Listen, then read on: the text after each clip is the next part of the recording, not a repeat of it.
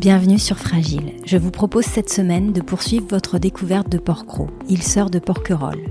Plus sauvage, plus mystérieuse, plus lointaine, 10 fois moins peuplée que sa voisine Porquerolles, Porquerolles fut un haut lieu de villégiature intellectuelle pour des artistes et gens de lettres.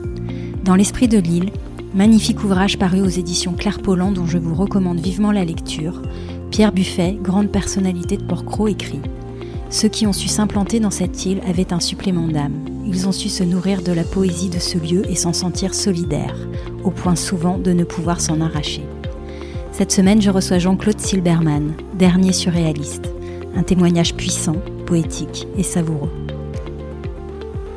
Bonjour Jean-Claude, merci de me recevoir chez vous à la Villa Rose, à Porquerolles. Vous êtes né en 1935 à Boulogne-Billancourt dans une famille bourgeoise. En 1954, vous vous déclarez poète et décidez de ne pas suivre la voie toute tracée derrière votre père à la tête de son entreprise. Vous prenez vos distances avec votre famille. En lisant Alcool et Calligramme d'Apollinaire, vous avez une révélation. Vous clamez à l'adresse d'André Breton « Je suis surréaliste », lequel vous invite à rejoindre le mouvement de 1957 jusqu'à sa dissolution en 1969. Dès lors, Breton, Antonin Artaud, Benjamin Perret deviennent vos amis et vos lectures. En 1959, vous publiez un premier recueil de poèmes chez Jean-Jacques Pauvert. Après avoir été réformé de l'armée, vous n'arrivez plus à écrire et en 1962, sous l'impulsion de votre ami le peintre Pierre Jahouen, vous commencez à dessiner et peindre, vous reprenez l'écriture et la poésie, vous écrivez des chansons, vos œuvres sont exposées au MAMCO à Genève, à Prague, Stockholm, Brest, au Centre Pompidou à Paris, pour n'en citer que quelques-uns. On vous qualifie de dernier surréaliste, mais vous refusez d'être traité comme une archive. S'agissant de votre lien à Porquerolles, votre mère découvre pour la première fois l'île à l'âge de 18 ans en 1929. Elle en est éblouie. Vous y mettez vous-même les pieds pour la première fois en 1938 à l'âge de 3 ans, mais c'est finalement en 1950 que démarrent vos souvenirs d'enfance sur l'île. Vous y passez toutes vos vacances après la guerre. Est-ce que vous vous souvenez, Jean-Claude, de ce à quoi ressemblait l'île de Porquerolles dans les années 50 ? Qu'est-ce qui vous a marqué ? Est-ce que vous avez des souvenirs ou des impressions de cette période ? Oui, tout était beaucoup plus rudimentaire que ce que c'est aujourd'hui. D'abord, il y avait très peu d'électricité. Brancher un fer à repasser était vraiment compliqué. Ensuite, il n'y avait pas d'eau. Il fallait faire d'eau potable, il fallait faire venir de l'eau en bouteille du continent. Nous avions une citerne, il fallait donner chacun 50 coups de pompe pour envoyer sur le toit dans un réservoir qui faisait 200 litres, de façon à pouvoir prendre des douches maigres. Voilà. Et quant à Porquerolles, ça c'était pour notre vie personnelle, mais quant à Porquerolles lui-même, il n'y avait pas de rambarde entre le maçonné, entre le port et la mer. Ce qui fait que tout allait directement dans la mer. Et quand je dis tout, c'est vraiment tout. Il n'y avait pas de tout à l'égout. Quand on était bon, on s'en fichait complètement. Ça n'avait vraiment pas la moindre importance. Je pense que c'était assez sale, tout ça. Voilà. C'était pas très important. Ce qui était important, c'est que les Allemands avaient quitté l'île et il y avait à l'Estissac, au fort de l'Estissac, complètement éventré, une mitrailleuse allemande sur pied, qui n'était pas en état de marche. Mais c'était une véritable merveille d'être quand on était môme, d'avoir cette chose. Et je me souviens qu'avec un copain, on n'avait trouvé rien de mieux que d'attraper des balles. On prenait des balles de mitrailleuse, donc on enlevait la balle et entre deux cailloux et on répandait sur le sol la poudre et avec une allumette, on mettait le feu. C'était une idée lumineuse, particulièrement lumineuse, comme vous dites. Voilà. Vous logiez où alors pendant ces premières vacances Pendant ces premières vacances, nous avions d'abord logé à l'Hostellerie Provençale, qui était un hôtel. Qui n'était pas seulement un restaurant avec quelques chambres, c'était un hôtel entier, et qui appartenait aux parents de Pierre Buffet. Et puis ensuite, un peu plus tard, avant que mes parents achètent cette maison, nous étions au Manoir. dirigé par la tante de Pierre Buffet, Marceline Henry. Et, comment dire, l'accueil et la façon d'être traité, l'intelligence de cette femme, la rouerie aussi, c'est pas une femme très, très simple non plus, et, donnait à cet endroit un charme extraordinaire. Je me souviens d'une anecdote, c'était, mon père avait pas mal d'argent à l'époque, et nous étions à 4, nous avions passé 15 jours au manoir. C'était cher comme c'est cher maintenant, et c'était aussi bien que c'est maintenant. Et c'était le dernier jour, mon dîner, mon père est allé payer, et il est revenu, et il a dit, parlant de Marceline Henry, je lui ai fait un chèque d'1 million, et j'ai encore l'impression de lui devoir de l'argent. Tellement c'était bien. Et je pense que c'est encore très très bien. Pierre a fait magnifiquement les choses avec intelligence. Et je me souviens quand il a fait sa piscine. Quel tourment. D'abord pour trouver l'implantation, qu'elle soit pas ostensible.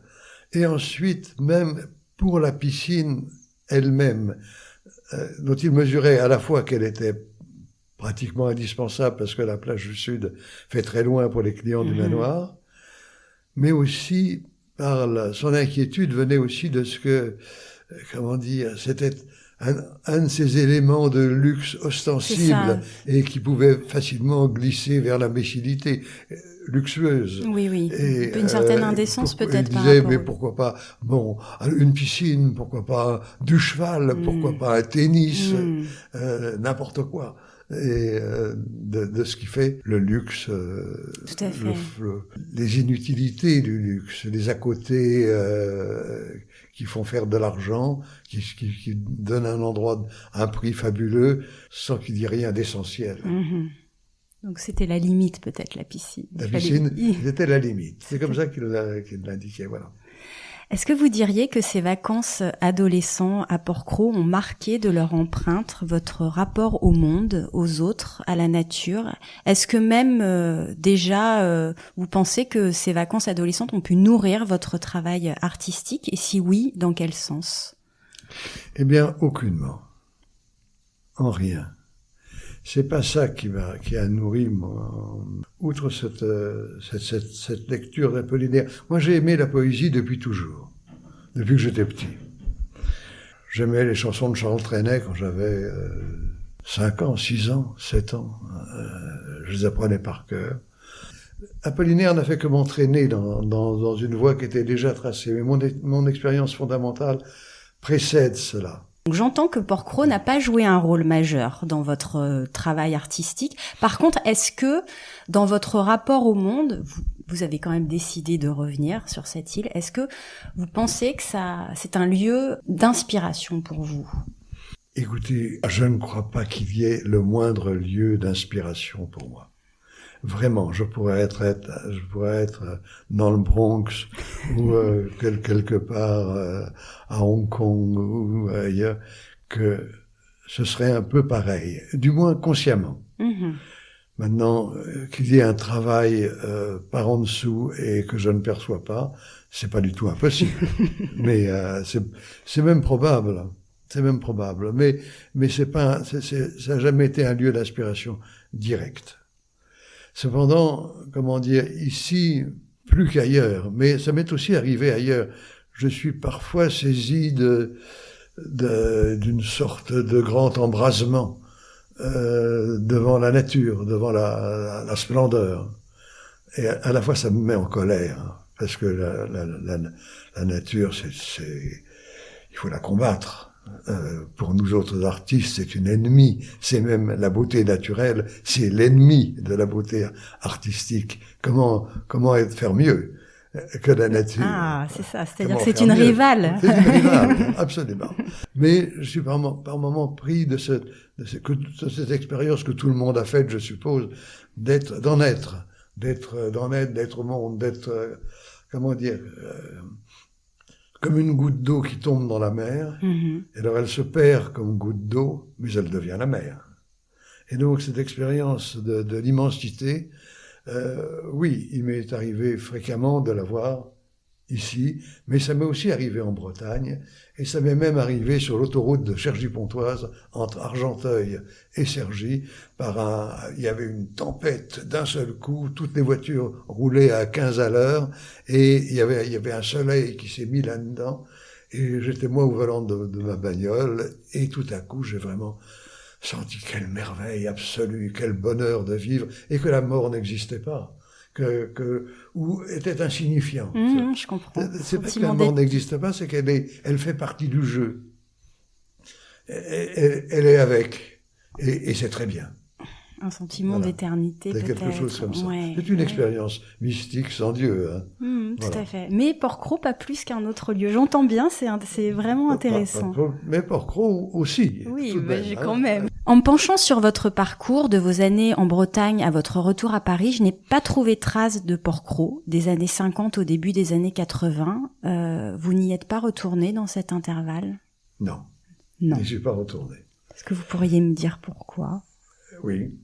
Je vais vous dire pourquoi. Ma mère avait fait de cet endroit, elle était maniaco-dépressive. Comment on dit aujourd'hui, la nosologie psychiatrique a changé, on dit bipolaire. Voilà. Ce qui fait que le déplacement d'un cendrier était une affaire d'État. Il y avait des patins dans cette grande pièce qui est là. Tout était absolument régenté. Elle ne pouvait pas se passer d'avoir deux bonnes, femme de ménage et cuisinière. Et ça rendait la vie ici complètement, absolument étouffante. Et de plus positivement, nous avions découvert, Marie-Jo et moi, nous avions découvert la Bretagne. Et la Bretagne, c'est un hiver. La Bretagne, parfois je me dis que je suis un Breton de la diaspora, à Porquerolles. Il y a quelque chose dans la Bretagne et dans les Bretons que je ne peux pas oublier. Les gens sont fous en Bretagne. Il y a des fous, et des fous merveilleux. Et il n'y a pas cette, cette pression de l'argent qui existe dans tout le bassin méditerranéen. Pas seulement à Porquerolles, bien entendu. Mais ça existe à Porquerolles. Cette importance qu'a l'argent et comment sa puissance tente à débarquer sur la vie et aussi cette, pour faire une critique du Midi, j'avais un marchand de bateaux, Barsot, il m'a vendu mon petit bateau, et je me plaignais de ce que partout, les gens se faisaient gruger dans les restaurants, partout, c'était, dans les commerces, et il me disait, quand les pigeons me volent au bas, on les attrape par les pattes. C'est une mentalité qui n'existe pas en Bretagne. D'abord, il y avait des marées. Ça, c'est une respiration extraordinaire. Et on s'est vraiment trouvé une terre en Bretagne, un pays. Vous étiez dans quel coin, en Bretagne? On était dans le Nord Finistère, dans le pays Léon, tout en haut, au nord de Brest. C'est un pays assez dur, mais on y était très bien, on supportait, faut s'aimer l'amour, parce que on a vécu 5 ans à demeure. Les tempêtes de novembre, qui durent et qui durent et qui durent, on trouvait ça merveilleux. On était équipés, on avait des bottes, on avait ce qu'il fallait, des cirés, des machins. Bon, c'était pas important. Mais pourtant, on était vraiment très pauvres, on n'avait pas d'argent, hein, pas du tout, du tout. Mon père avait trouvé, c'était une catastrophe pour lui. Il était self-made-man. Il avait commencé à travailler à 14 ans comme grouillot en chapellerie, il était chapelier. Et à 17 ans, il gérait un magasin. C'est inimaginable aujourd'hui. Il gérait un magasin boulevard du Montparnasse de chapellerie. Et puis il a fini comme président de la chambre syndicale de la chapellerie. Il avait un magasin à Marseille, un magasin à Paris et 2 magasins à Paris. Un atelier, une 50aine d'employés. Et j'étais fils unique. Et il n'attendait que pour moi et pour lui que je veuille faire poète. C'était un affront. Une catastrophe. Une catastrophe. Enfin, un affront, une catastrophe. Il était dans une grande, grande tristesse. dans un grand... C'était un type bien pour qui, à distance et même sur le moment, que j'aimais beaucoup, mais je ne pouvais pas. À un moment, il m'a donné quand Flora, notre fille, est née, il m'a dit d'arrêter mes conneries. Et il m'a acheté un appartement, il m'a donné un beau salaire, c'était de 3000 et quelques francs à l'époque, ce qui pour commencer c'était formidable. L'autorisation, la possibilité de quitter le magasin à 5 heures pour aller au café surréaliste. J'ai commencé à travailler avec lui, donc. Et au bout de 3 mois, j'ai grossi de 15 kilos. 15 kilos d'angoisse. Donc j'ai arrêté, et c'est là que nous sommes partis en Bretagne. D'accord. Je ne savais pas que faire de ma vie. J'avais 25 ans.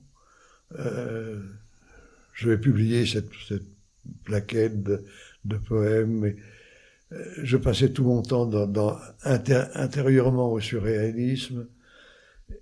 Et je voyais bien que tout ça ne me mènerait absolument à rien. Je me suis dit qu'il fallait que je sois en milieu isolé. Alors on avait un ami en Bretagne, Pierre Germaine. Ouais, on va en parler. Ouais. En 1983, à la mort de vos parents, vous reprenez la maison achetée par vos parents à Pierrebuffet, la Villa Rose, où nous nous trouvons. Vous dites, c'est là, à la faveur de la nuit et des paroles qui s'y faufilent dans le demi-sommeil de l'insomnie, que la poésie, discrètement, me revisite à nouveau. J'écris dans le noir, les yeux fermés. Qu'écrivez-vous alors, et diriez-vous que l'île vous a permis de renouer avec la poésie? Les nuits de Porquerolles. Alors ça, c'est très largement supérieur aux nuits bretonnes. Ah, quand très même. Largement. Très largement. D'ailleurs, elles sont ponctuées, bercées par le chant des petits ducs. C'est vrai. Et ça, c'est la merveille absolue. Donc je pouvais me lever, aller dans cette grande pièce où tout était ouvert, où il faisait si beau, une température tellement agréable le soir après les grosses chaleurs de la journée. Et dans le noir, oui, des mots me sont revenus que j'entendais. C'était des choses entendues. Vous savez, la poésie, ça s'entend, ou ça se voit peut-être, mais pour moi, ça s'entend. Donc, je prends note.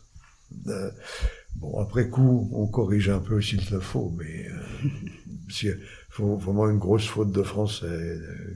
Mais sinon... J'aimerais qu'on écoute ensemble le petit témoignage qui est pas très long que je vous ai envoyé de Janine pour qu'on en discute. Est-ce que Porquerolles a joué un rôle particulier dans votre rapport à l'écriture? Est-ce que ça a été une source d'inspiration pour vous? Bien sûr. Que vous dire? Cette approche de la poésie a évolué. Elle a évolué très tard. C'est-à-dire qu'elle était une forme facile d'expression. Et un jour, il n'y a pas très longtemps, j'ai découvert autre chose. Une écriture différente. Et c'est là que les dessins sont arrivés. Donc, si vous voulez, dans le déroulement de cet état de poète, on va le dire, sans prétention, il y a eu plein de poèmes simples, issus d'une inspiration subite, d'une émotion, et au fur et à mesure des années, un jour, il y a eu un choc qui a été dû à une autre rencontre à Porquerolles d'un homme remarquable qui est monsieur Jean-Claude Silbermann, surréaliste. Qu'est-ce que ça a déclenché, ça, chez vous?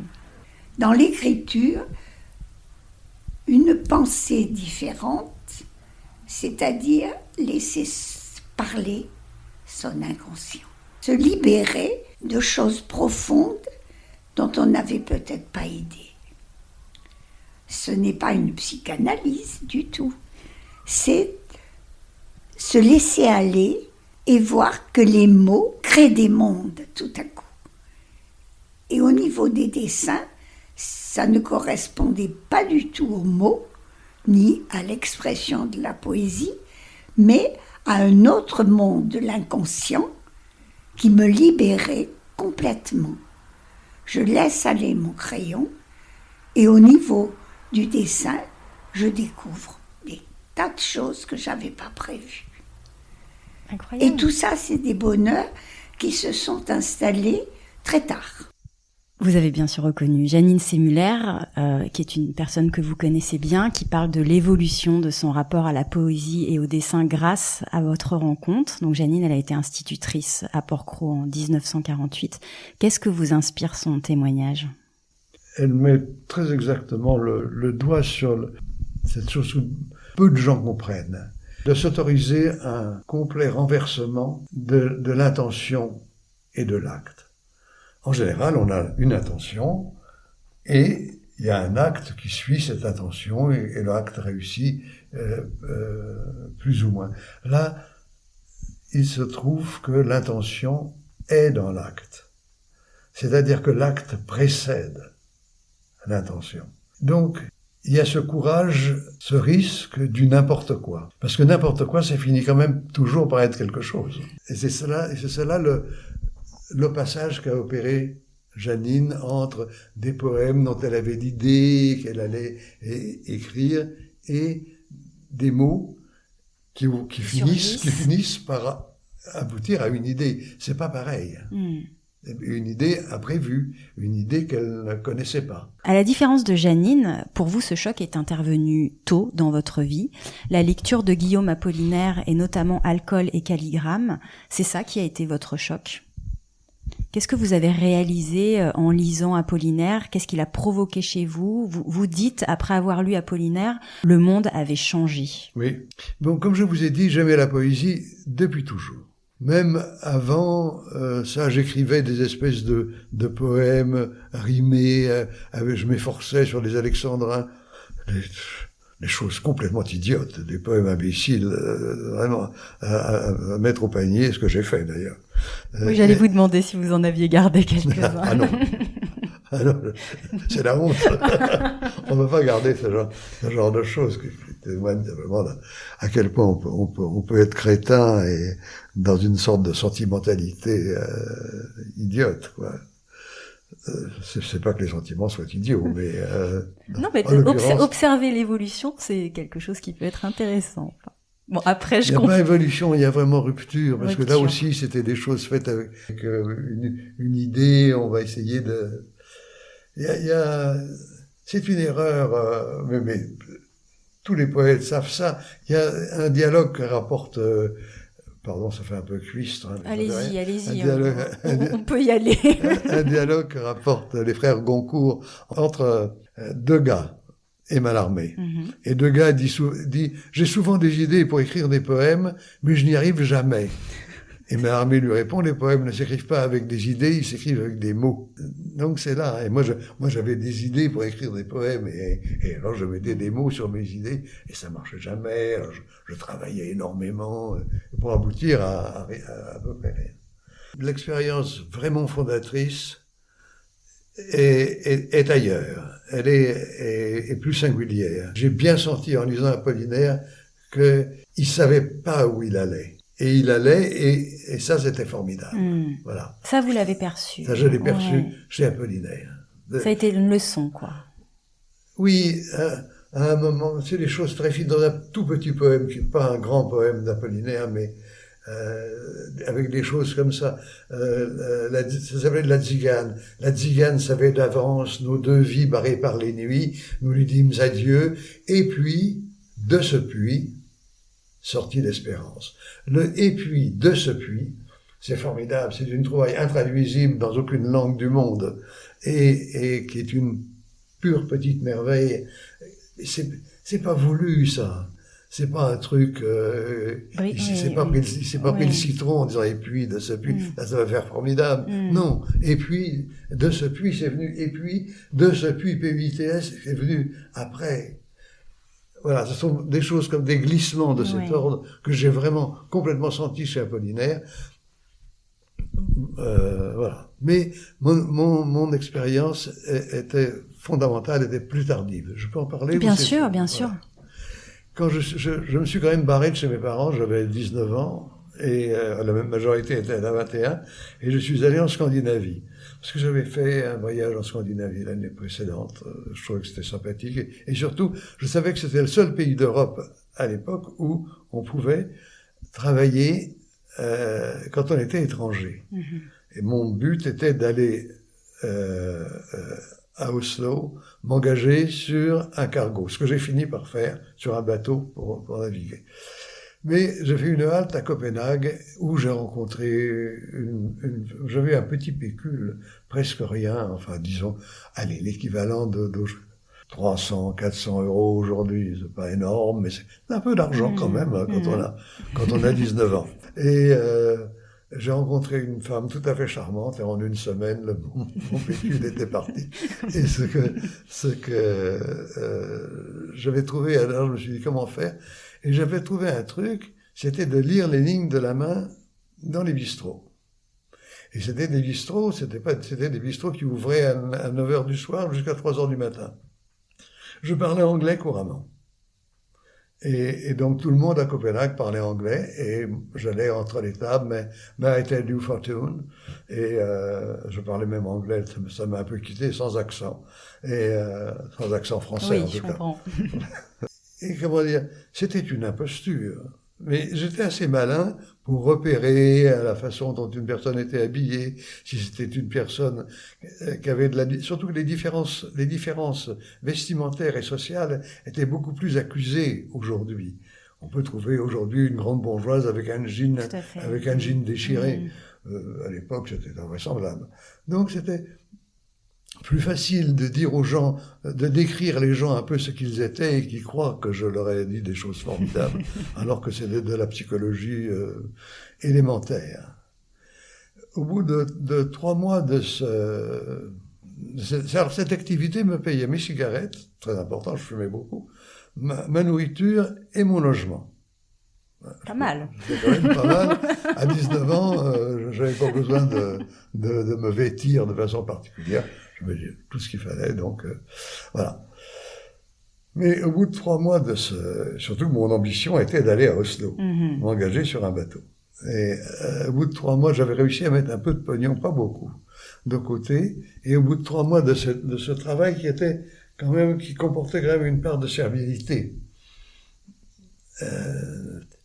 J'avais été dans ce bistrot qui s'appelle Tokanten et j'avais décidé de partir le lendemain à Oslo en autostop avec un anarchiste britannique que j'avais rencontré et on devait partir donc le lendemain et j'étais dans ce bistrot où j'avais mes habitudes parce que les garçons étaient charmants avec moi, je faisais partie des meubles, des petites attractions qui faisaient venir le client. Tout à fait.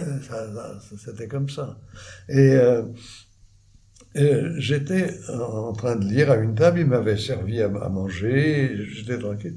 Et il y avait une table, c'était assez tôt, il y avait une table avec 2 femmes et une très jeune fille et un homme.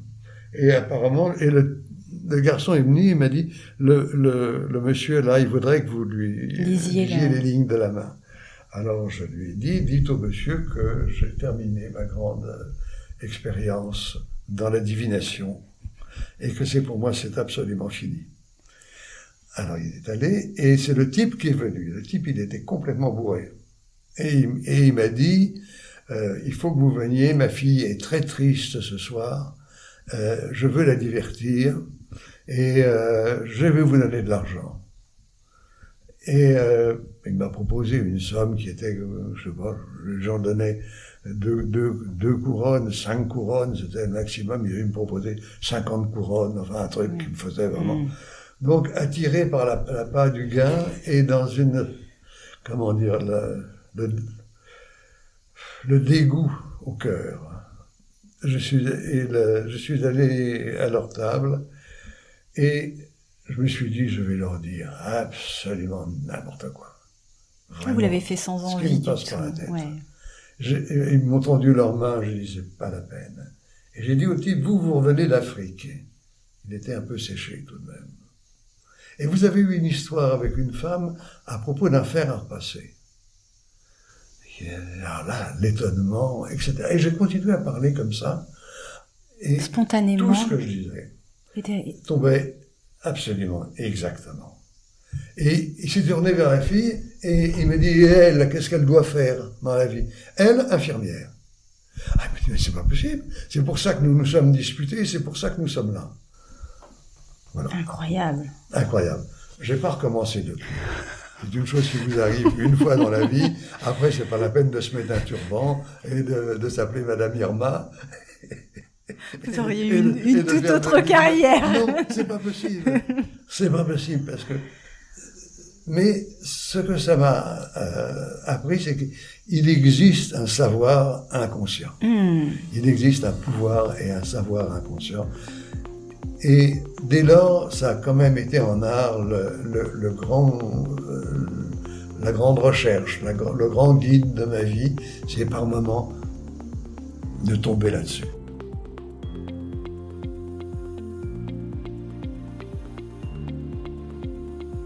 Janine, elle décrit cette forme de poésie par ces mots, laisser parler son inconscient et se libérer de choses profondes dont on n'avait peut-être pas idée, se laisser aller et voir que les mots créent des mondes tout à coup.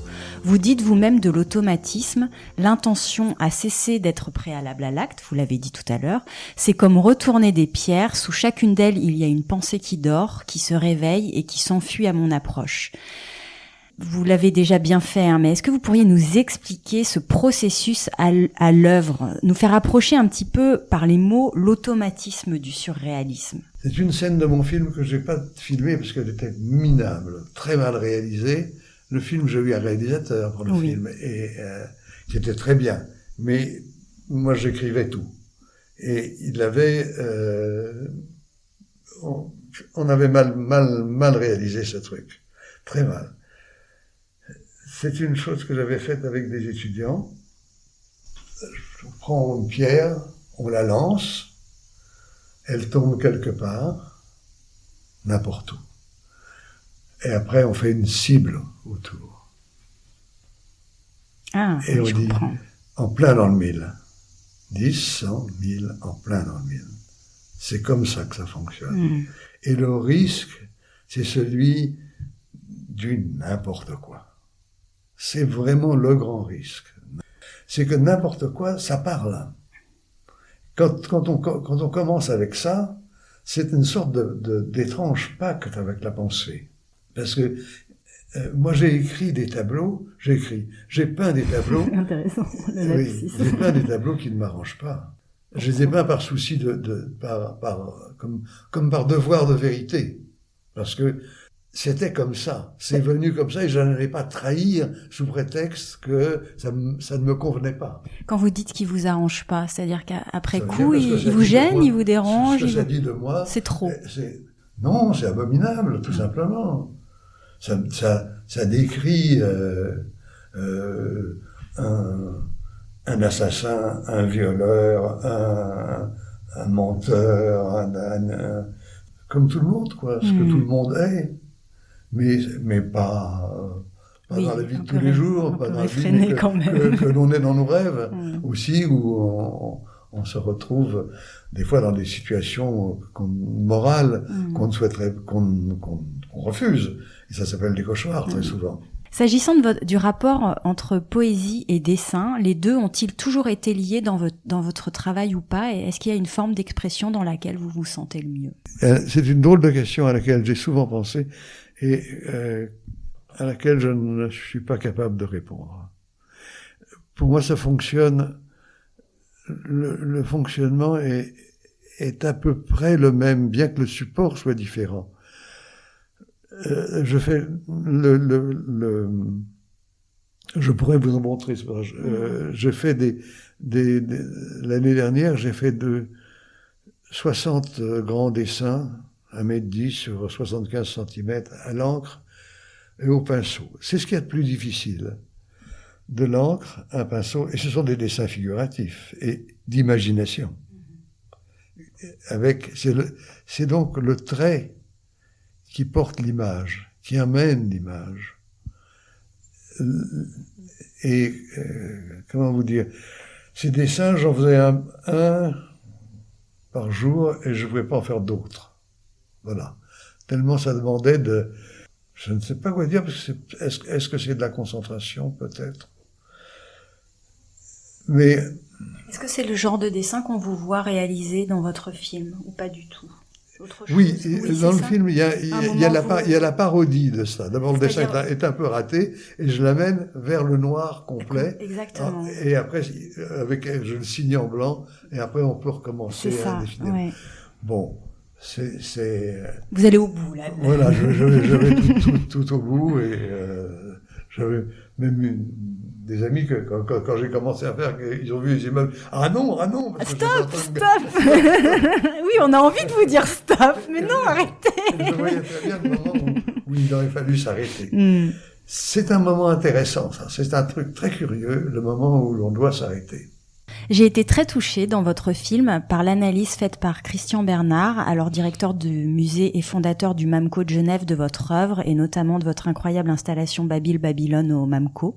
Il dit « On ne sait pas par où entrer dans cette œuvre, tout y flotte, nous n'y accédons que par surprise, à l'improviste. » Il parle du ballet des figures de votre œuvre, de figures de carnaval, d'un spectacle sans commencement ni fin, très ouvert, d'un emboîtement de choses improbables. C'est comme si le monde était un palindrome dont on ne pouvait pas faire le tour. Alors personnellement, ça m'a beaucoup parlé. Je trouve qu'il a su trouver les mots pour exprimer ce que l'on peut ressentir en regardant vos œuvres. Un peu la même sensation que lorsque l'on se trouve projeté dans l'univers de Lewis Carroll, une variation d'Alice au pays des merveilles, texte que vous avez illustré d'ailleurs, je crois. Si vous deviez qualifier vous-même votre travail, vous employeriez quel mot? Est-ce que déjà vous trouvez qu'il a su qualifier votre travail? Magnifiquement. De façon formidable, avec beaucoup de simplicité. C'est toujours une catastrophe quand enfin, c'est souvent une catastrophe quand les critiques ou les gens de musée interviennent sur les films des artistes ou sur les images d'artistes. C'est souvent très prétentieux et ça se veut au-dessus, ça se veut philosophique. Et lui, non, au contraire. Mais Christian Bernard, c'est un poète. Ça se sent quand on l'écoute. Oui. C'est pas un philosophe de l'art, même s'il connaît bien la philosophie de l'art, mais c'est d'abord un poète qui écrit des poèmes remarquables, admirables. C'est la seule partie du film qui soit hagiographique. C'est vrai, j'ai fait très attention à ça, de ne pas consacrer le film, que ce soit pas mon auto-célébration. Mais là, il y a eu cette partie-là qui était vraiment tout de même vraiment hagiographique. Et je trouve qu'il en parle avec... J'ai rien à dire. Vous n'ajoutez rien. J'aurais pas dit mieux que lui, et j'aurais dit certainement beaucoup moins bien, surtout. En 1964, André Breton et José Pierre préfacent votre première exposition d'enseignes sournoises. D'emblée, André Breton salue dans votre œuvre la poésie, l'amour et la liberté.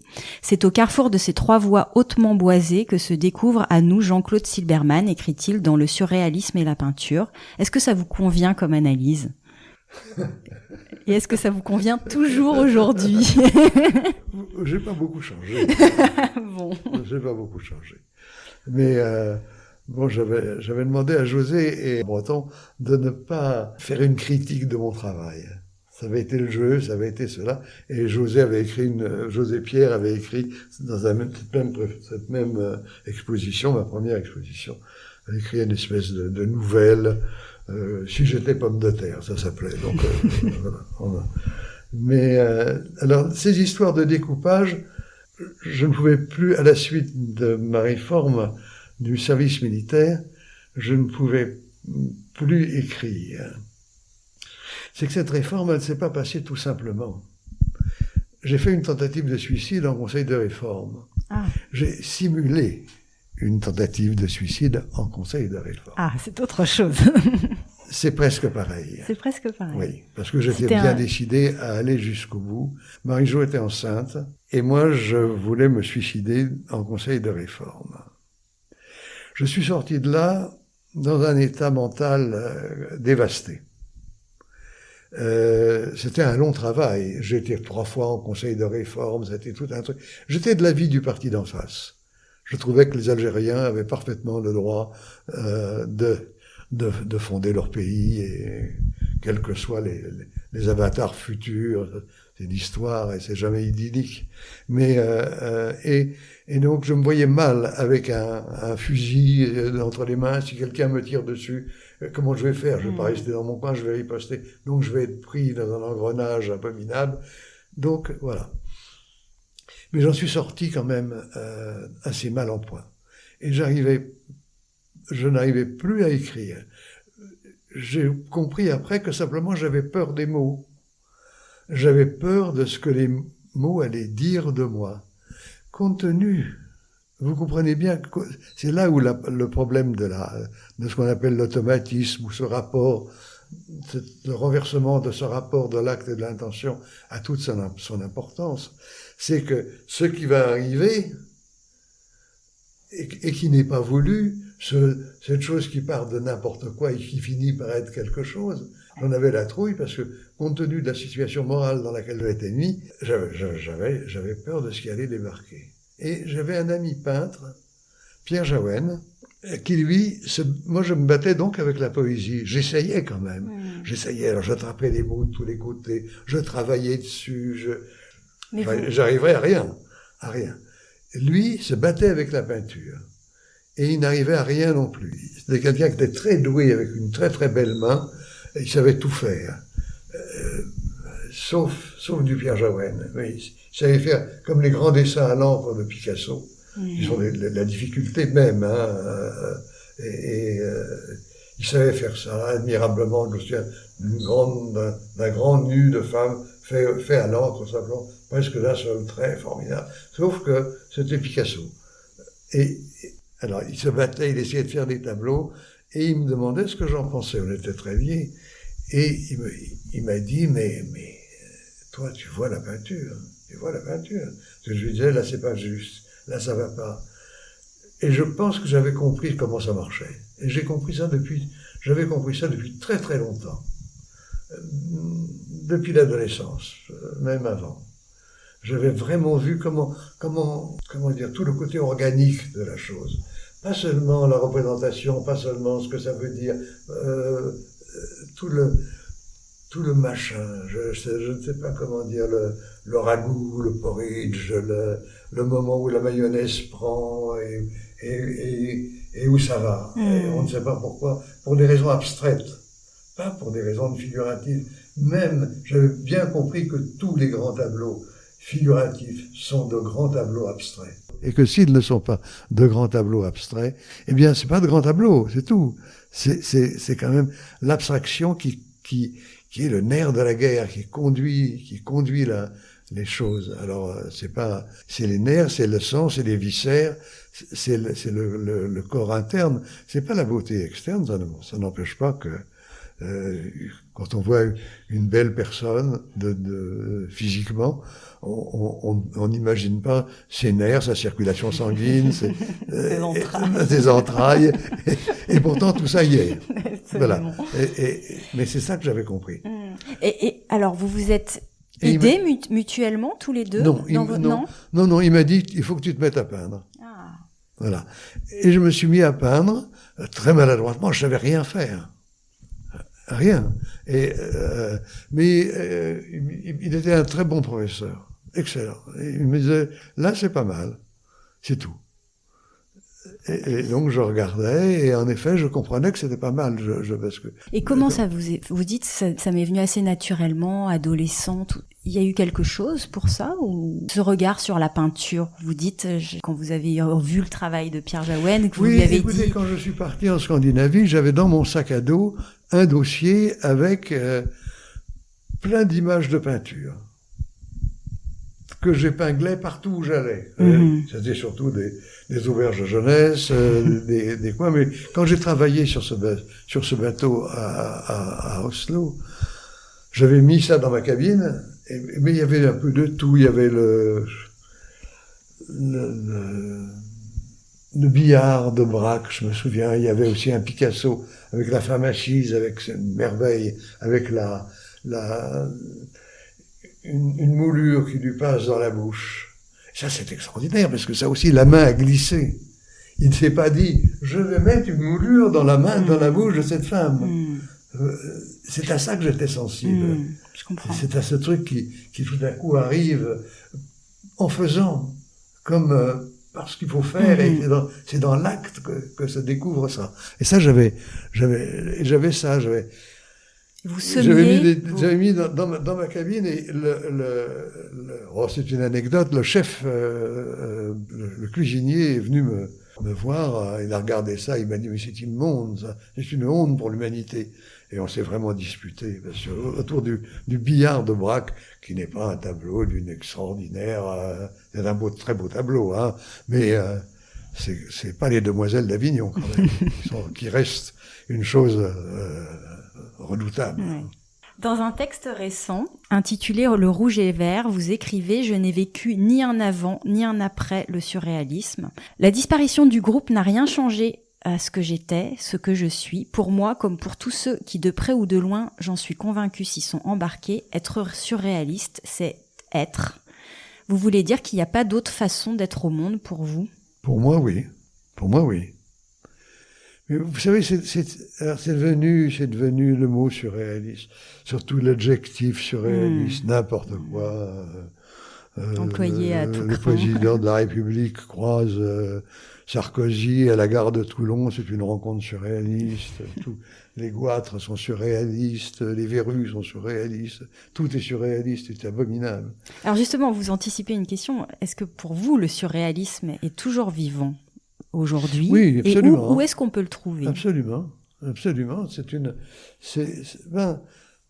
On le trouve chez les individus isolés aujourd'hui, puisqu'il n'y a plus de groupe surréaliste. Si vous voulez, il n'y a pas de théorie surréaliste. Il y a des positions particulières sur la poésie, sur la révolution, sur l'amour, sur l'inconscient. Un intérêt pour l'alchimie, notamment, et quelques autres préoccupations de la pensée occulte. Pour la mystique, aussi bien la mystique rhénane que la mystique catalane. C'est un vaste ensemble de préoccupations. Breton a inventé une table d'orientation, c'est ça. C'est pas une théorie, c'est pas une philosophie. C'est un ensemble de pensées dans lequel il y a l'humour noir, et même dans lequel il peut y avoir des choses qui se contredisent. Et qu'est-ce que le surréalisme peut apporter dans notre monde d'aujourd'hui, selon vous ? Le monde d'aujourd'hui n'est plus du tout préoccupé de poésie. Le monde d'aujourd'hui est préoccupé de communication. C'est une époque comme ça.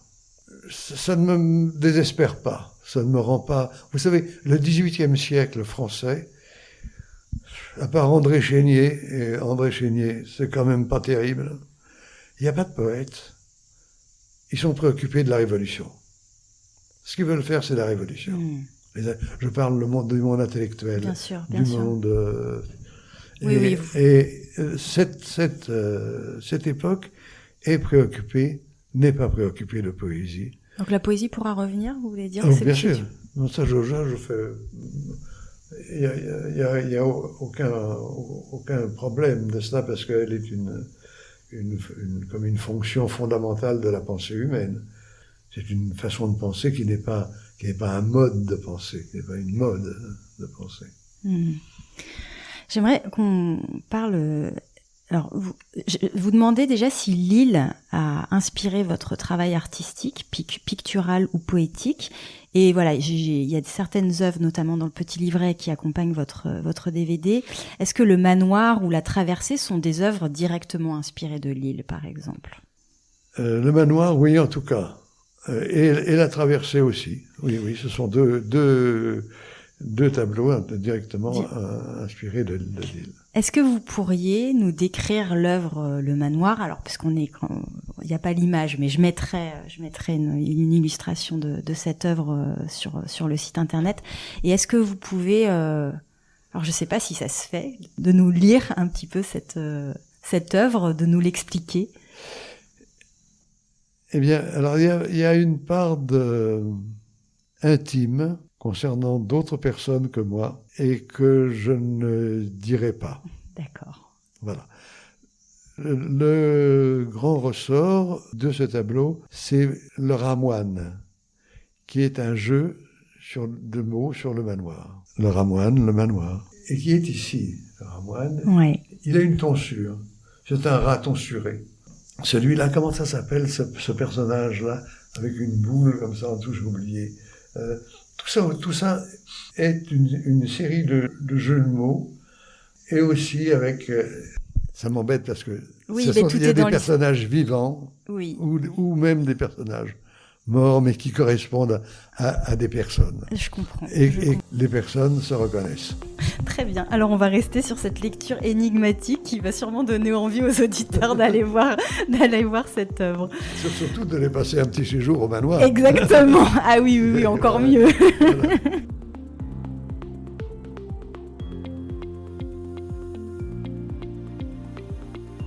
On ne peut pas comprendre ce qu'est Porquerolles aujourd'hui sans évoquer le couple Henry, le rôle joué par Marcel et Marceline Henry dans sa destinée. Vous l'avez évoqué un petit peu tout à l'heure, mais est-ce que vous les avez connus ? J'étais un peu jeune quand même. Monsieur Henry, à peine. Il n'avait pas l'air de trop aimer les enfants. Il avait cette merveilleuse maison qui est à côté, qui est le Toiton. Mm-hmm. Il n'y avait pas ce rajout, cette espèce de pavillon de banlieue avec 2 toits inégaux qui ont d'une laideur... abominable. Et c'était un endroit assez formidable, le Toiton, très beau. Là, j'ai de grandes émotions de l'endroit, et aussi il avait une collection, me semble-t-il, il était entomologiste, entre autres, oui. Il avait une collection de... Proche des frères Jahandier. Voilà, ouais. Et ça, je me souviens de cette collection, et de l'intérêt pour la botanique. Voilà, ouais. ça, je me souviens de ça. Quant à Madame Henry, alors... c'était tout à fait autre chose. C'est un personnage qu'à mon jeune âge, on n'abordait pas sans une certaine déférence.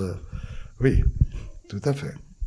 Elle intimidait. Elle intimidait, bien sûr. Une autorité naturelle. Bien sûr, et elle s'y employait. Elle se donnait tout de même de très grands airs.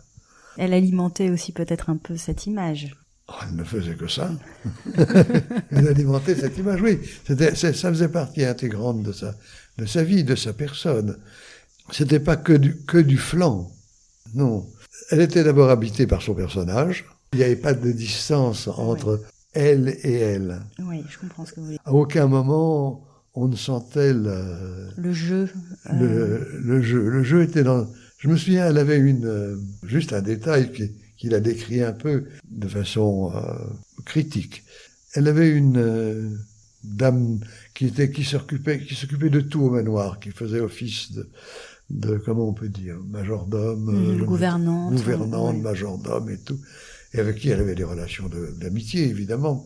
Madame Granger, je crois, je ne suis pas sûr du nom. Pierre saurait ça parfaitement, qui a une mémoire incroyable, extraordinaire, contrairement à moi. Et elle voulait dire quelque chose à mon père, et elle a dit à cette dame, si vous étiez l'ami que vous êtes, vous iriez me cueillir quelques fleurs dans le jardin. C'est très habile. Alors, si vous étiez l'ami que vous êtes, indique quand même une certaine dose de jésuitisme, pour dire les choses telles qu'elles sont, mais dont elle usait avec beaucoup d'élégance et de savoir-faire. Et puis, elle était quand même dans l'amitié et la sympathie de grands écrivains. C'est pas pour rien. Je veux dire que ces gens-là n'étaient pas des imbéciles, dupes de je sais pas quoi. Ils n'avaient aucune raison de courtiser plus ou moins Madame Henry.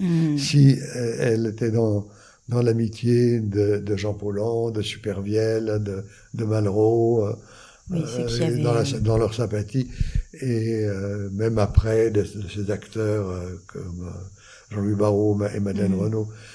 C'est qu'il y avait intérêt à cela profond. Il y avait un intérêt profond pour elle, bien pour sûr, sa personne, pour sûr. ce qu'elle était, pour sa conversation. Elle avait une conversation, comme Pierre d'ailleurs, il y a une conversation éblouissante. Moi, j'ai pas de conversation. Non, c'est vrai.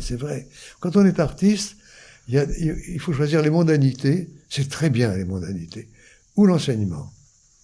Mais moi, j'ai pas de conversation. Pour la mondanité, il faut avoir de la conversation. De la conversation. Il faut savoir amuser, trouver le truc. Et je suis empêtré dans une sourde timidité que je dissimule le mieux que je peux, qui m'inhibe. À un moment, je me souviens, Suzanne Paget, qui était la directrice du musée d'art moderne de la ville de Paris, m'a dit, écoute, il faut que je te présente un type, que ça va être un type important, c'est quelqu'un qui compte, viens voir, il s'appelle Jacques Ayagon. Alors, elle m'a présenté à Jacques Ayagon, Jean-Claude Silverman, et moi, je suis resté là comme un bonnet, je ne sais pas que lui dire. Mais c'est vrai, vous avez raison qu'il y a des personnes qui savent faire ce genre de choses, et ça ne dit rien. Des personnes qui ne savent pas le faire de leur intelligence, ni de leur intériorité, mais c'est vrai qu'il y a des gens qui savent tout à fait faire. Ils ont de la conversation. Pour aider les auditeurs familiers de Porquerolles qui découvriront peut-être en vous écoutant son île sœur Porquerolles, si vous deviez décrire en quelques mots à quelqu'un qui ne connaît pas du tout l'île, la géographie du lieu, sa densité, le type d'habitation et de construction que l'on y trouve, comment vous lui décririez? Ce que viennent chercher les gens à Porquerolles, ce sont les loups. Les loups. Il y a des loups. Le plus haut point de l'île, c'est le mont Vinaigre. Il est à 1832 mètres à peu près. Et à partir de 1200 mètres, on voit des loups. Éclairez-nous là-dessus. Il y a des loups, des hordes de loups. Et ils bouffent les petits des sangliers. C'est comme ça qu'ils se nourrissent, les loups. Et les gens sont habités par l'idée d'aller chercher ça, de trouver cette sauvagerie à Porquerolles. Cette chose redoutable. Et alors, ils se retrouvent à la plage de la Palue ou à la plage du Sud, avec 300 personnes sur 50 mètres de long, plages qui sont délicieuses quand on est 15, mais ils sont quand même venus chercher les loups. Alors, ils se sont trompés, ils se sont fourvoyés. Il faut aller où pour trouver les loups? Il faut rester chez soi, supprimer les congés payés et vivre avec ses loups. Chacun ses loups. Chacun ses loups. Et voilà. Mais c'est cela, Porquerolles. C'est quand même un endroit très sauvage. C'est difficile de faire plus îles que Porquerolles. Enfin, peut-être qu'il y a des îles, il y a Saint, il y a des îles remarquables ailleurs. Mais en tout cas, à Porquerolles, une fois, nous étions en février. Ma fille était enceinte, donc il y avait au moins 35 ans. Au mois de février, on s'est retrouvés seuls à Porquerolles. Personne. Un jour, 24 heures, où il y avait personne. Tout le monde était parti. Et on s'est retrouvés seuls. Moi, j'ai eu l'impression d'être au gouvernail d'un bateau qui allait je ne sais trop où. C'était extraordinaire d'être seul dans cet endroit et très impressionnant.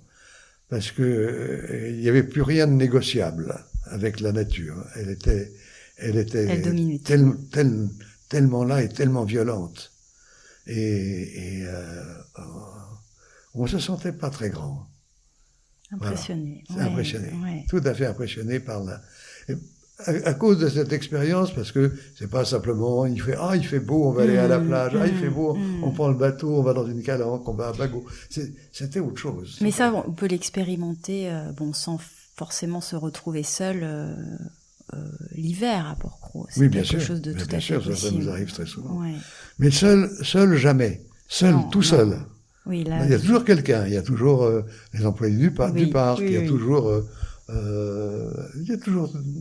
une dizaine de personnes. Quand on vient l'hiver, on vient souvent l'hiver. Là, on est venu le 18 février. Maintenant, on y passe 6-7 mois par an. 6-7 mois par an. Oui, on est venu le 18 février. Il y avait une quinzaine, pas plus.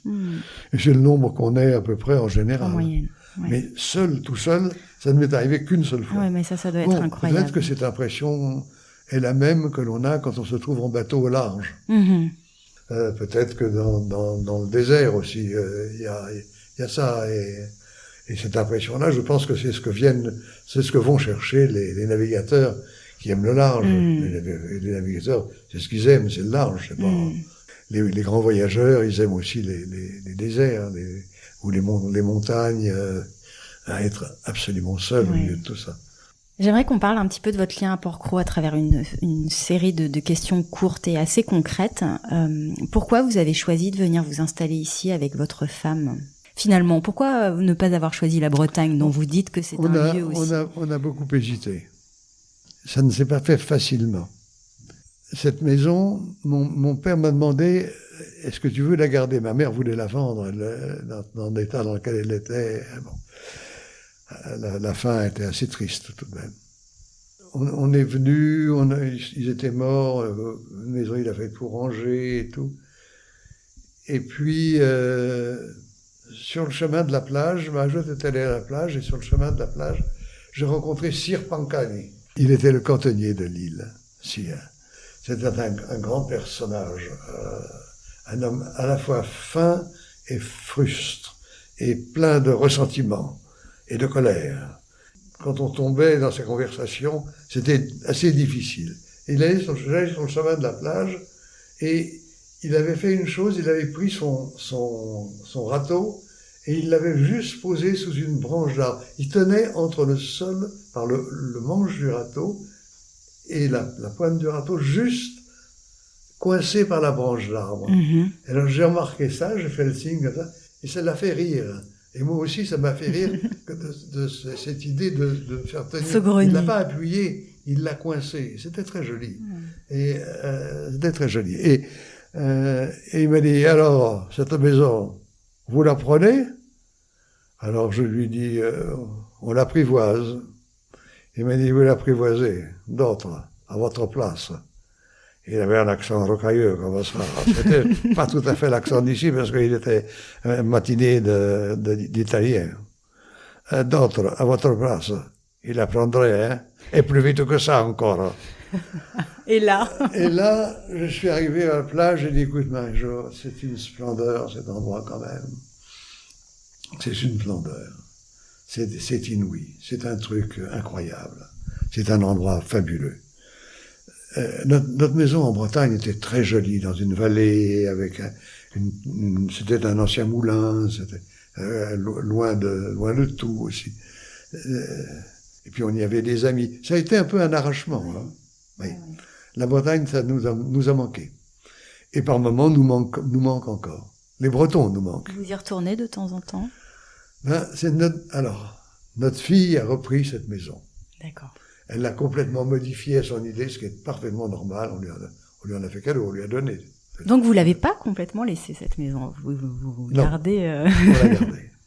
C'est elle, et on y va en effet de temps à autre, assez rarement, mais c'est elle qui maintenant est là, et donc mais j'avais fait il y a en 2007, je crois. Oui, en 2007, j'ai fait une exposition au musée de Brest, où j'ai exposé cette pièce, justement, Babylone, là. Et on y est retourné, c'était merveilleux, hein, de retrouver les matins bretons, tout ça. C'était formidable. C'est lié aux Bretons. Puis alors, on a été accueillis en Bretagne. On était comme des... D'abord, on n'avait pas de pognon du tout, on n'avait pas d'argent. La vie d'artiste, enfin, sauf exception qui confirme la règle, c'est quand même 10 ans sans cinéma, 10 ans sans restaurant pour nous. Mon père avait trouvé, quand il a su que je m'étais mis à la peinture, alors il connaissait un tout petit peu ça, et il nous a donné le SMIG, ce qui était très intelligent. C'était abus de biens sociaux, puisque c'était pris sur son affaire. J'ai bien compris. Mais c'était très intelligent, parce que ça ne permettait pas de jouer au fils de riche, mais c'était quand même très très juste. On avait une petite fille à deux, c'était compliqué. Mais ça vous a permis de faire ce que vous... Oui, et de perdre mes 15 kilos. Exactement, ce qui... D'angoisse. Alors, que fait un surréaliste à Port-Cros ? Écoutez, je travaille, mais j'ai un tout petit atelier, c'est minuscule, j'ai pas l'endroit à Salmois où je vis, j'ai un grand atelier, et ici je fais des choses... j'écris beaucoup, je suis un peu dans le principe, et je peux dessiner aussi. Donc ces grands dessins que j'ai faits, j'en ai fait toute une grande partie à Porquerolles, à l'encre et au pinceau. Ça a été ma dernière grande aventure formelle. Là, j'ai une petite aventure qui m'amuse, je vous montrerai ça. Oui, avec plaisir. Et c'est Christian Bernard qui dirige à Toulouse une manifestation d'art contemporain qui s'appelle le Printemps de septembre et qui est une manifestation très pointue sur l'art contemporain.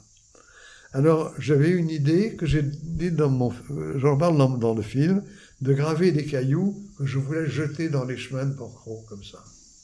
Et je me suis dit, mais c'est complètement idiot, sur quoi je compte? Soit c'est un acte purement souverain, je les jette n'importe où dans le maquis, et personne ne les trouvera jamais.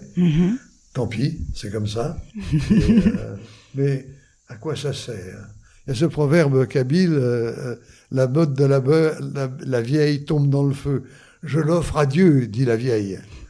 On se demande quand même ce que Dieu pouvait faire d'une motte de beurre. Voilà. Donc mes cailloux jetés comme ça, je me suis dit, c'est un peu vain. Ou alors je les mets je les dispose dans les chemins, comme ça, peut-être que quelqu'un les rend. Je me suis dit, ça va pas du tout.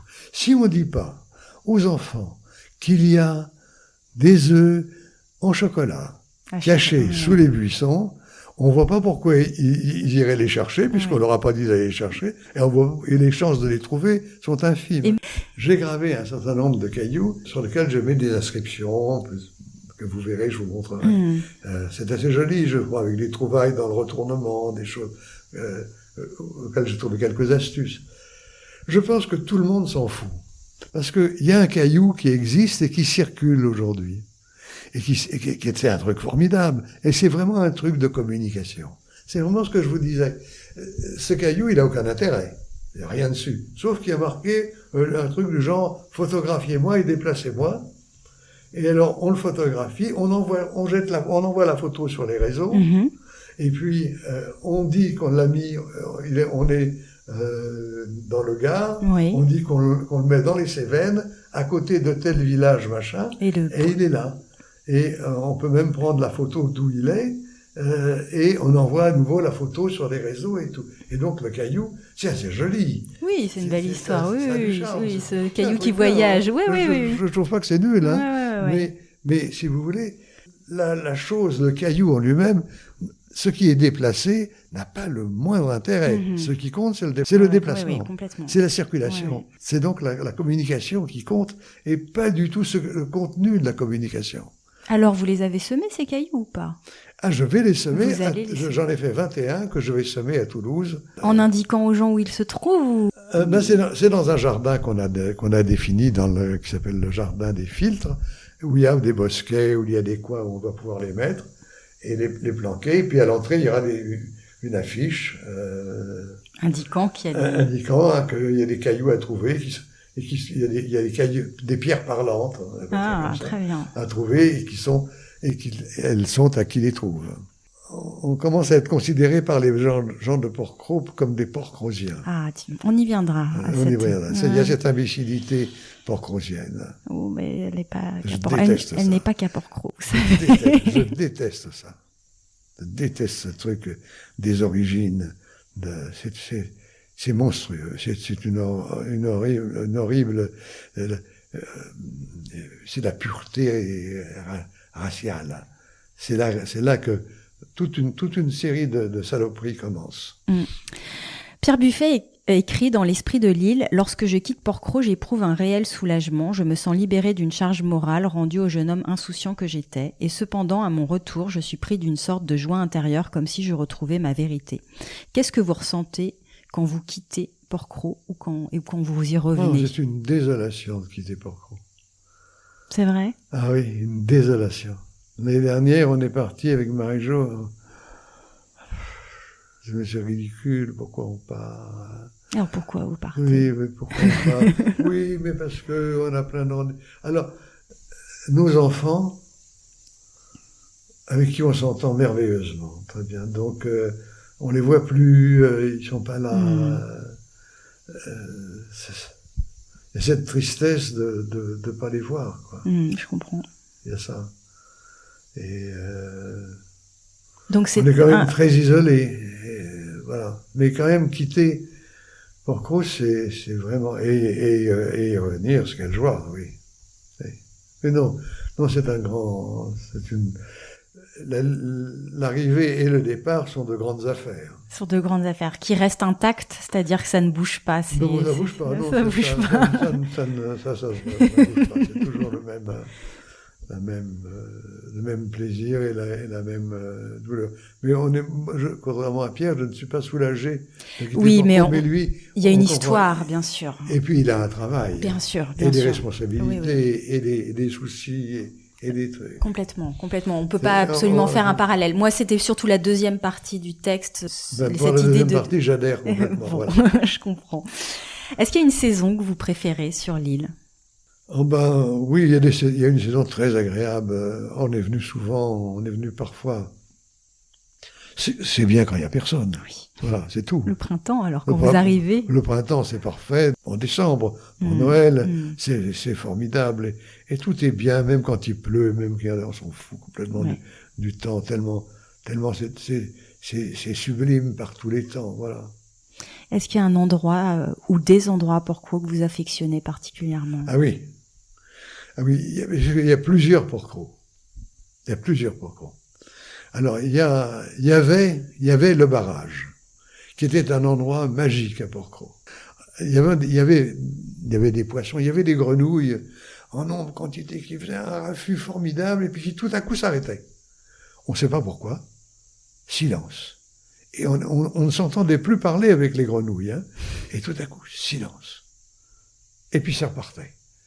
Il y avait des hérons cendrés qu'on voyait le matin, aller le matin.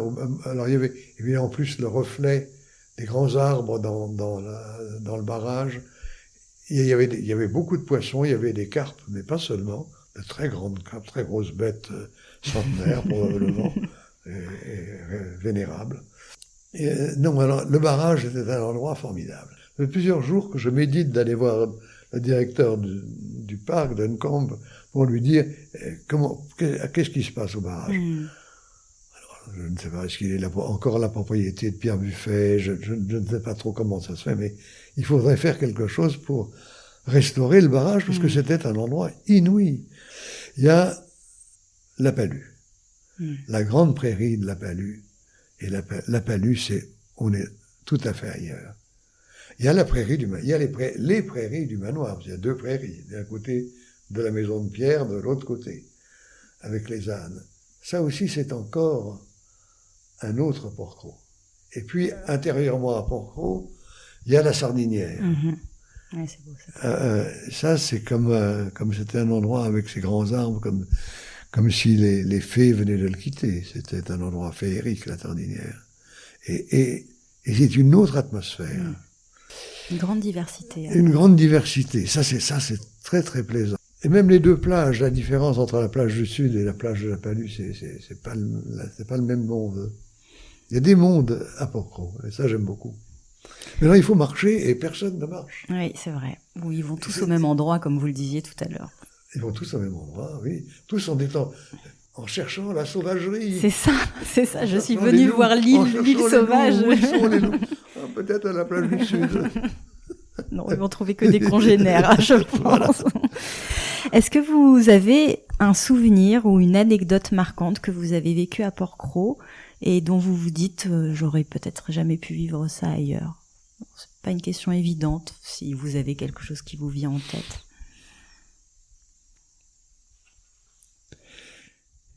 Oui, il y a plusieurs choses. Il y a une vision d'abord. Ça va être difficile à décrire. Hein. Je pourrais peut-être la dessiner, mais difficile à décrire. Je vais essayer. Il y avait à Port-Cros un personnage qu'on appelait Tarzan. Tarzan, il était chasseur d'éponges, pêcheur d'éponges. Et il était le gérant de la trinquette, qui s'appelait pas la trinquette, qui s'appelait l'Oustalet, et c'était qu'un bistrot. Et lui, c'était un personnage très étrange, pas très sympathique. Il ne buvait pas, mais il faisait boire ses femmes. Il a eu plusieurs femmes, Ensuite, il les faisait boire et il les détruisait. C'était un pervers. Il les faisait monter sur les tables à moitié nus avec les clients qui étaient là. Tout ça était... Pas très... un peu malsain. Oui. Alors, et il séduisait beaucoup de femmes parce qu'il était assez petit mais très costaud, assez beau comme ça, assez beau gosse, quoi. Et puis il a vieilli, et puis un jour, j'étais à côté du cimetière de Porquerolles. Il faisait une journée très grise, c'était d'hiver, une journée d'hiver, on était venu. Il avait perdu, je crois, son restaurant, son bistrot. Il avait un bateau qui n'était pas un bateau à moteur, qui était un bateau à rame. Et c'est ça que je veux dire qui était inoubliable. Parce qu'il avait un chien noir, Black, et qui était juste à l'avant du bateau, assis à l'avant du bateau, et lui, derrière, ramait dans une mer grise et immobile. Il n'y avait pas de vent, il n'y avait rien. Et c'était comme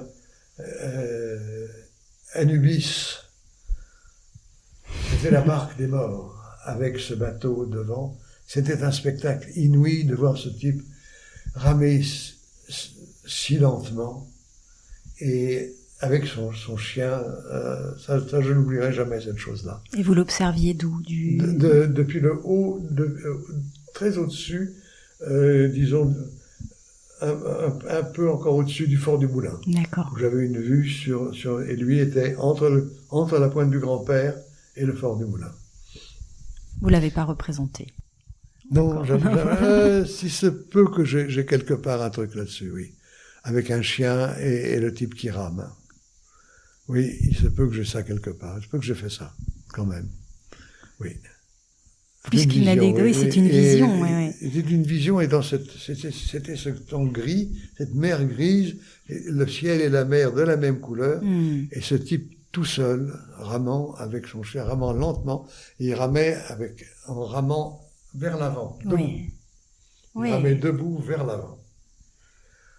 Voilà, pour essayer de décrire à peu près. Oui, mais je pense que ça traduit un peu l'esprit de Porquerolles. En effet, c'est une scène qu'on peut vivre qu'ici. Et puis vous avez dépeint le personnage juste avant, donc. Oui.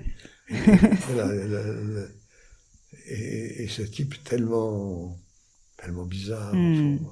Alors il y a ça, des choses d'autres que j'ai vécues.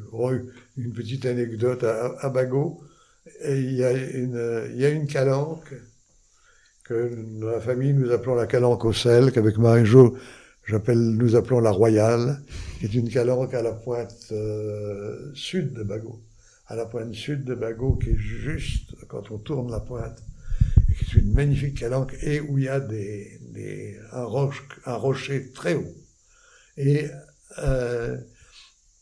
quand j'étais petit, j'avais 15 ans, quelque chose comme ça, mon père m'avait donné un petit bateau avec un moteur Evinrude d'un cheval 5. Ça allait pas très vite, hein, mais quand même, partant calme, j'allais à Bagot et j'étais complètement autonome. Et donc j'étais allé dans cette calanque. À l'époque, on pouvait monter dans la calanque. Et j'aimais bien grimper aux arbres, j'aimais bien faire de l'escalade, j'aimais bien grimper, quoi. Voilà. J'étais donc tout seul avec mon petit bateau qui était là, que j'avais accroché au rocher, et j'avais entrepris de grimper à ce rocher, qui devait faire 30-40 mètres de haut peut-être, pas beaucoup plus, mais qui est très à pic. Et donc, c'est de la varap, hein, on prend une prise à gauche, une prise à droite, et puis je suis arrivé en haut, presque en haut, peut-être à 2 mètres, 1m50, 1m80, et je n'avais plus une prise. Je ne savais ni pour les pieds, ni pour les mains. Je m'étais fourvoyé, je m'étais mal pris. J'avais mal calculé mon coup. Je ne savais pas comment faire. J'étais vraiment coincé. Et alors je regardais en bas, il y avait mon petit bateau, il y avait la mer, il y avait tout ça. Je regardais, je voyais pas comment faire, appeler, et tout à coup, il y a une voix qui venait d'au-dessus de moi et qui m'a dit « May I help you ?» Incroyable. Et alors, je n'ai pas mégoté mon « Yes, you may ». Oui, sinon. Et sinon, j'étais complètement coincé. Je ne savais pas comment faire. Oh là là. Il a fallu que j'attendais un bateau, faire signe, mais qui pouvait venir m'aider, monter derrière moi, que faire. Bien sûr, bien sûr. Le Vous type auriez venait attendu en longtemps. Il venait au-dessus de moi. Mais Sauveur et avec- inespéré. Ah oui, incroyable. Inespéré. Ah ouais, Voilà incroyable. une petite Oui, anecdote, oui, mais bon, petite anecdote mignonne, quoi. Oui. Voilà. S'agissant de la vie insulaire, on dit souvent qu'elle fascine autant qu'elle peut effrayer. Qu'est-ce qui fait, selon vous, sa particularité? Peut-être en termes d'espace, de temporalité, de vie en communauté aussi. On n'a pas beaucoup parlé de ça.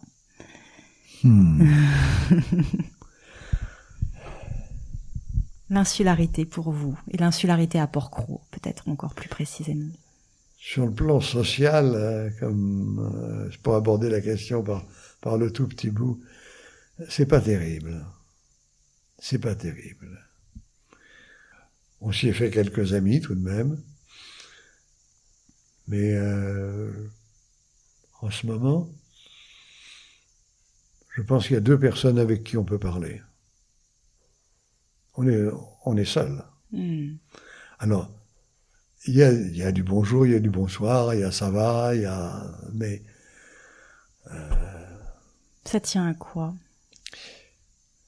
alors il y a plusieurs choses. À un moment, j'avais fait une association parce que les commerces avaient pris une telle ampleur. J'avais fait une association qui s'appelait, de façon un peu pathétique, SOS Port-Cros. C'était un peu exagéré. Parce que le parc me disait, je critiquais les restaurants qui avançaient tout le temps sur la mer, les commerces qui mettaient des tables partout. Et le parc me disait, mais on n'a personne à qui parler, on n'a personne à qui s'adresser. Alors donc j'ai fait cette association. Et il y a eu une réunion avec les commerçants de l'île et Janine, qui était secrétaire de cette association. C'était un coup qu'on avait fait à 2. Ils avaient incriminé les commerçants, tous ces gens qui viennent que 15 jours à Port-Cros et qui prétendent avoir une opinion sur Port-Cros, à quoi ça rime. Alors, bon, j'ai dit, sans doute, ils viennent 15 jours, mais c'est parce qu'ils travaillent, ils peuvent pas faire autrement, ils viendraient davantage. Mais ils aiment Port-Cros. Ils aiment Port-Cros. Oui, ils aiment Port-Cros. C'est pas comme d'autres qui aiment Port-Cros, comme le Mac aime sa pute. Ça n'a pas fait bon effet. Vous avez eu beaucoup d'adhérents à votre association? Il y avait des gens, notamment de la résidence, qui ne sont pas vraiment des Port-Crosiens. Et sur les Port-Crosiens, il y a eu personne. Il y a eu personne parce que ceux qui étaient d'accord ne pouvaient pas se mettre parce qu'ils auraient été dans une position fâcheuse délicate, vis-à-vis bien des sûr. autres. Il y a quelqu'un sur l'île, je vous dirai pas qui, nous ne nous saluons pas, nous ne nous disons pas bonjour. Une dame qui était charmante, qui était Port-Crosienne, avec qui on s'entendait bien, et qui a dit, ils se sont retirés le parler, ils savent même plus pourquoi. C'est une situation que je cultive. Oui, disons que ça vous chagrine pas. Ça me chagrine pas, et même ça m'amuse. On va pas rompre ça pour établir quoi. C'est idiot de plus parler, on n'a rien à se dire. Voilà, donc... Et en termes d'espace et de temporalité, la vie insulaire, à quelqu'un qui connaît pas la vie sur une île, qu'est-ce que vous diriez? Qu'est-ce que ça procure? Qu'est-ce que ça... On se sent comment sur une île? C'est une question difficile, je suis pas sûr de bien la comprendre. Parce que c'est saisonnier, Port-Cros. Il y a une vie saisonnière.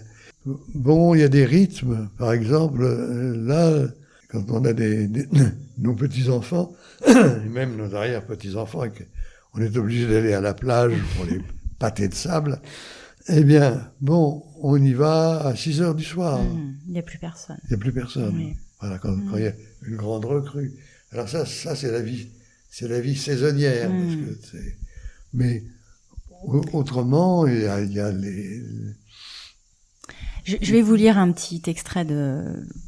Peut-être que ça va alimenter votre réflexion. À écouter les insulaires, on comprend que les îles sont des lieux de paradoxe. Dans l'esprit de l'île, Pierre Buffet écrit « Captives de leur isolement, mais ouvertes sur l'infini à la mer libre, les îles offrent la tentation d'y pouvoir mieux donner vie à ses rêves.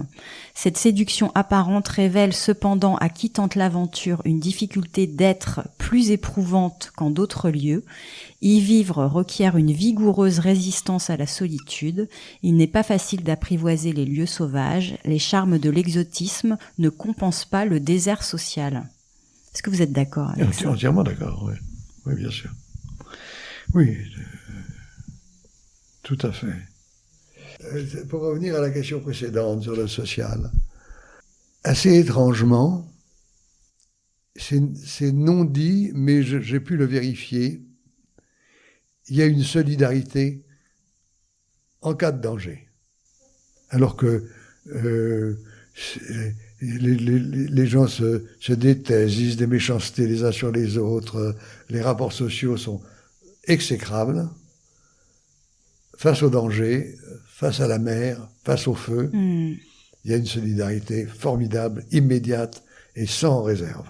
Dans l'adversité, la fraternité insulaire est là. Est là, c'est sans réserve. Je l'ai vérifié avec ces, par exemple, commerçants. Un feu s'était déclaré dans la maison d'à côté. C'est des bateaux qui ont signalé qu'il y avait le feu. En 3 minutes, ils étaient là. Ils avaient pris le tuyau d'arrosage et il y avait des broussailles. Ils étaient foncés à travers les broussailles pour arrêter le feu. La voiture des pompiers a mis 10 minutes à venir, le parc une demi-heure. Et eux, en 3 minutes, ils étaient là. Formidable. Ouais. Ça, c'est une constante. À Porquerolles, les gens le disent beaucoup aussi. Quand il y a des malheurs ou des dangers, tout le monde est ensemble. Tout le monde est là. Aux obsèques, d'ailleurs, tout le monde est là. Tout le monde est là, oui, bien sûr. Bien sûr. C'est... Moi qui suis athée, férocement athée. Vous êtes là aussi. Vous êtes là aussi. Alors. Non, mais bien sûr, parce que ça fait partie de la solidarité. Ça fait partie face à la mort, on est là, quoi. Voilà. L'esprit de l'île dont parlaient Marceline Henry et Pierre Buffet, aujourd'hui dans sa lignée, est-ce que ça vous parle? Ça me parle à travers Marceline Henry et Pierre Buffet. Il l'incarne. Il l'incarne, bien sûr. Il y a aussi Janine, il y a aussi les Sémulaires, c'est quoi? C'est un certain art de vivre, c'est inspiré d'une certaine poésie du quotidien, c'est quoi? C'est le manoir, c'est pas seulement le manoir.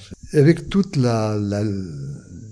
l'arthritisme et la lourdeur administrative du parc national, c'est quand même le parc national qui maintient l'île dans ce qu'elle est. On ne peut pas tergiverser avec ça. C'est ainsi, et c'est vraiment grâce au parc que l'île est restée ce qu'elle est. Et donc, l'esprit de l'île, l'esprit de l'île, en dépit de bien des maladresses, en dépit c'est quand même le parc qui l'incarne. Et qui l'incarne. Non, c'est pas le mot. Justement, il ne l'incarne pas. Mais qui le protège. Il y a aucun doute. Et ça tient au fait que il y a pas de construction, ça tient au fait que la pêche est interdite, ça tient au fait que pratiquement tout est interdit à Porquerolles.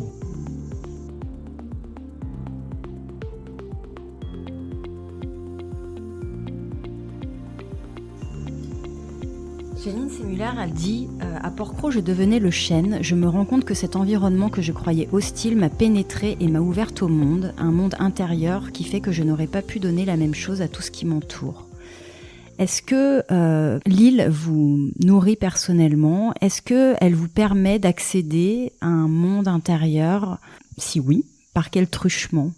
Est-ce qu'il y a une force particulière? Je crois que vous avez répondu oui, que non. Oui.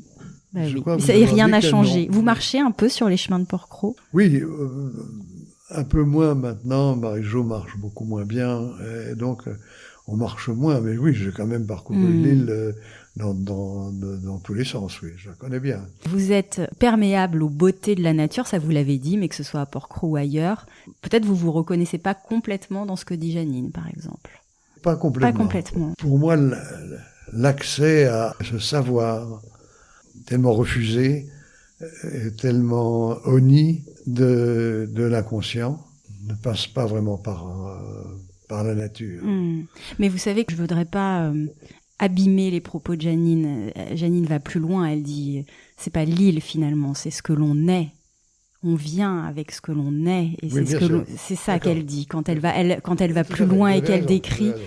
C'est ça. Elle dit, tout le monde n'est d'ailleurs pas à même d'apprécier la beauté de la nature. Il y en a qui vont aller parcourir les chemins, ça va les laisser indifférents. Et elle dit, finalement, oui, bon, l'île m'a apporté, mais c'est chacun avec son être et son intériorité propre qui fait qu'on s'en laisse imprégner du lieu. Enfin, c'est très intéressant ce qu'elle dit à ce propos, et voilà, je traduis peut-être pas très bien sa pensée, mais... Si, vous la traduisez bien, je comprends. Écoutez, hors ces moments dont j'ai parlé, de grande connivence, pardon pour les grands mots, de grande connivence universelle, qui m'est arrivé de ressentir sur l'île, non en tant que tel, je ne suis pas où. La force est ailleurs. Enfin, oui, je comprends. Porquerolles et Porquerolles sont souvent présentés comme des îles sœurs, Porquerolles la douce, Porquerolles la sauvage, pour être un petit peu dans les clichés. Vu de Porquerolles ou de l'île du Levant, le caractère insulaire de Porquerolles peut sans doute être questionné. Quand Porquerolles est desservi 4 à 5 fois dans la journée, l'accès à Porquerolles est beaucoup plus restreint. Porquerolles compte une vingtaine d'habitants quand Porquerolles en compte 300, pas de bar ni de restaurant ni de café ouvert l'hiver. On voit que la continuité territoriale est à géométrie variable selon les îles. Est-ce que vous connaissez bien Porquerolles et l'île du Levant ? Pas tant que ça. Je suis allé à Porquerolles, j'avais 15 ans, et j'avais été ébloui par la place... d'Armes. Avec l'église, c'est comme dans les films... mexicain. Oui, la place mexicaine. La place d'Armes. Ouais. Et puis, j'y suis retourné l'année dernière pour voir la Fondation Carmignac, qui est un endroit merveilleux, magnifique, épatant. On est retourné avec mon fils et sa compagne, ou sa femme, Vanessa. Et l'endroit est... Il y avait une pièce formidable qui était faite avec des bouchons de bouteilles de bière. D'un artiste ghanéen, une toile de Klimt presque. Enfin, c'était magnifique. Oui. Et d'autres choses. Et plus l'endroit et tout, plus le restaurant et tout. Puis après, j'ai dit, vous allez voir, il y a à Porquerolles cette place qui est formidable. Et alors, on est descendu. Il y avait un monde fabuleux. C'était monstrueux. C'était au mois de juillet, mais c'était absolument monstrueux. Et la place, et cette place, il y avait plein de commerces autour. C'était complètement, l'endroit était complètement abîmé. Terrible. Ouais. Et l'île de Levant, vous connaissez? L'île de Levant, bizarrement, je n'y suis pas retourné depuis l'âge de 14 ans, où j'avais été vraiment ébloui. On sait l'hyperfréquentation des îles, alors Porquerolles encore plus que Porquerolles, parce que pour être arrivé ce matin et voir cette navette déverser quelques touristes, quand on voit ce qui se passe à Porquerolles, c'est quand même pas du tout la même impression. Est-ce que vous avez été témoin vous-même de l'essor de la fréquentation à Porquerolles ces 70 dernières années? Évidemment. Oui. Et quel regard vous portez là-dessus? C'est une escroquerie. C'est une escroquerie parce que les gens viennent chercher les loups. C'est tout pareil. Mais ils se trompent. Ils ne les trouvent pas. Alors, mais ils les cherchent pas vraiment. Ils ne les cherchent pas non plus. Mais c'est l'idée, c'est la publicité, c'est la communication, on y revient. La communication, c'est ça qui fait que on va dans une île sauvage, et ils se retrouvent sur 2 petites plages lamentables, adorables, avec 15-20 personnes. Par contre, il existe des gens qui arrivent, surtout au mois d'août, il y a un bateau qui arrive à 8h du matin, et à 8h du matin, il y a des gens, pas toujours des jeunes, mais pas seulement que des vieux, mais avec des cannes de marche, avec des chaussures de marche. Et alors, eux, ils font l'île. Oui. Mais si on y va, vous allez au mois d'août, vous montez dans l'île, vous allez au Mont-Vinaigre ou à la Pomme d'Or, vous allez croiser quoi 3 personnes oui. Dans toute votre journée. Voilà. Est-ce qu'il y a quelque chose que vous regrettez dans le Porquerolles de votre enfance? Non, pas vraiment, mais ça tient à mon enfance. Je n'ai pas été un enfant heureux. Donc, je me sens un enfant beaucoup plus heureux aujourd'hui. C'est une belle réponse. Je ne sais pas si vous allez vouloir répondre à cette question, parce que c'est une question qui est un peu biaisée par ces territoires. C'est une question que je pose toujours aux porquerolais, à savoir quelle est votre définition du porquerolais. Alors j'ai envie de vous demander, mais vous avez le droit de ne pas répondre, quelle est votre définition du porquerosien? Écoutez, il y a eu un type qui était, j'aimerais bien que son nom me revienne, c'est dommage, qui était gardien à la Palue. Il a dit, et porquerosien, celui qui fait quelque chose pour et porquerosien, celui qui fait quelque chose. C'est une belle réponse. Voilà. Je peux même ajouter que les autres, les réponses attendues du côté des racines sont, à mes yeux, purement répugnantes. Mais ça, on l'avait bien compris. Voilà. À la lecture de la biographie que vous avez rédigée pour le passionnant petit livret qui accompagne votre film, vous dites « Son déroulement chronologique conventionnel donne de ma vie une compacité illusoire. Les moments qui la constituent ne font pas bloc dans ma mémoire. Ils ressemblent plutôt à ces éclats de maïs qui voltigent dans une cuve à pop-corn à l'entrée d'un cinéma permanent. » Alors on a envie de vous demander, si on se penche un instant sur la cuve à pop-corn, quelle couleur, quelle saveur ont les éclats de maïs porquerosien? Je ne sais pas comment filer la métaphore, mais je peux parler simplement de moments. Ce sont quand même des moments qu'on vit ici qui sont des moments inouïs, extraordinaires, exceptionnels. À part les très très grosses chaleurs, mais parce que on a physiquement plus de mal à les supporter. C'est tout le temps inouï, fabuleux. D'être tous les deux, Marie-Jo et moi, c'est une merveille, Quand on vieillit amoureux,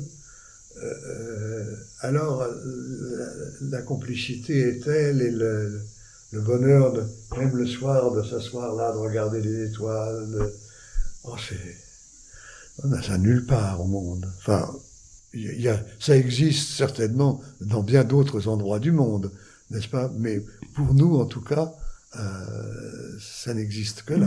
Et votre femme, dont on a assez peu parlé finalement dans cet entretien, comme vous, elle aime cet endroit profondément. Oui, elle a aimé ça. Immédiatement. Elle est pieds noirs. Oui, d'accord. Elle vient d'Algérie, donc d'une part le climat lui convenait parfaitement, mais elle a su, elle craignait la mer, elle était malade. Elle a surmonté totalement le mal de mer, même par des grosses traversées. On traverse parfois par force 9 ou 10, avec le bateau qui s'arrête en haut, qui arrête le moteur en haut de la vague, vous connaissez ça? Ah oui, ma première traversée porquerosienne, je m'en souviendrai. Il s'arrête là. Elle a surmonté ça. Hein. Elle avait peur du fond de l'eau. Maintenant, elle nage très bien avec le masque et tout. Et elle aime beaucoup l'eau, contrairement à moi qui en raffole pas. Mais, non, elle est dans un très grand, nous sommes dans un très grand plaisir, un très grand bonheur d'être là, comme un privilège constant et que vous partagez avec votre famille. Et qu'on partage, oui, on partage tous ça, cette idée, oui, bien sûr. Bien sûr, notre fils, Benjamin, qui est merveilleux, et bon, il va reprendre la maison, il n'y a pas de problème.